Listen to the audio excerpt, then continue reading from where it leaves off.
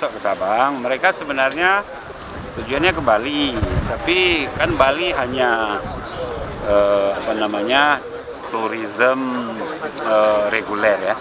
Tapi di sini dia mau lihat perkembangan Aceh pasca MOU Helsinki 15 tahun itu. Jadi selain berwisata, dia juga mau lihat apa benar sudah damai. Makanya tadi secara khusus saya memperkenalkan Wali Nanggro sebagai salah satu penandatangan MOU, dan dia juga mau lihat langsung di lapangan apakah benar sudah banyak pembangunan yang berkembang termasuk turisme.